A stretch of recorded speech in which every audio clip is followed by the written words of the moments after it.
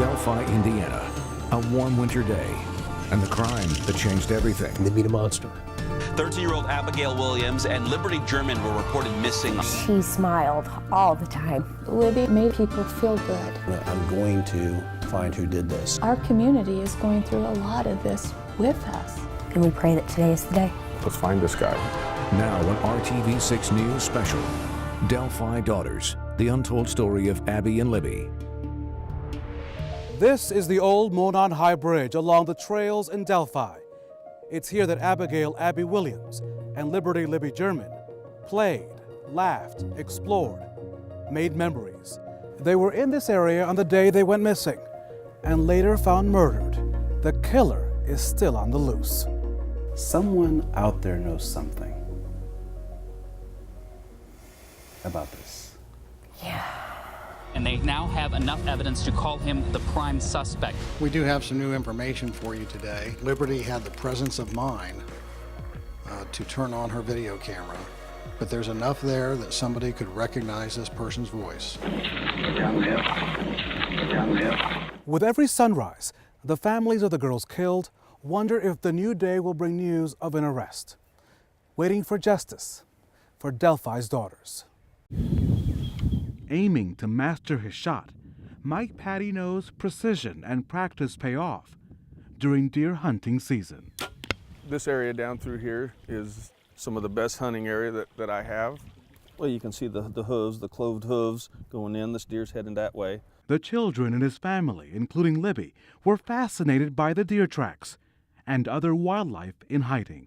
You can see coyote tracks there. This next season will be probably a little, it will be different because the time spent that usually you're just soaking in the great outdoors and the experience, there'll be a lot of thoughts running through my head, about the loss of Libby and how that has affected our whole family.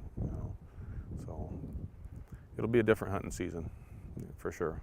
14-year-old Libby loved the outdoors, and indoors, she was known for her chocolate chip cookies. She was our baker. She could throw together a batch of cookies like nobody. She'd come in, have it done in half an hour or so, cookies laid out for everybody to eat the rest of the night. These days, Libby's paintings, Libby's photography, Libby's skills on first base are sources of comfort. Then there's the use of sticky notes, another look into her soul. She left me one day a note in my sun visor. I love you. Thank you for all you do for me and Kelsey. She made Christmas gifts for some of her teachers. Just kind of cute. She used, for her science teacher, she used the element table and made little blocks and spelled out teacher for her teacher. That's cool. Yeah, she called me one day.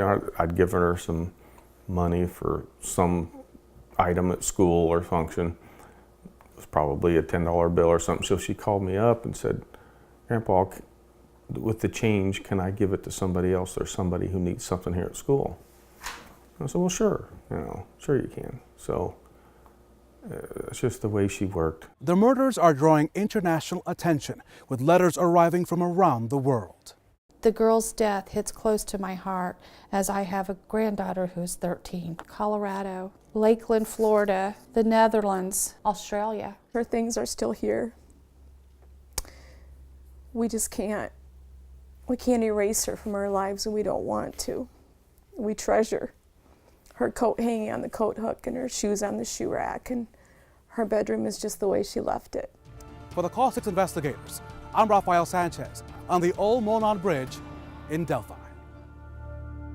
They're out in one of the local parks in Delphi, Indiana, and they meet a monster. That's why it's different. That's why it's different. I believe Abigail made our world a better place. Libby was a person that made it a point to make people feel good. This evil may have struck us, right here in the heart of Indiana and right in our home. There's a lot of good people out there. Every day we wake up and we pray that today is the day.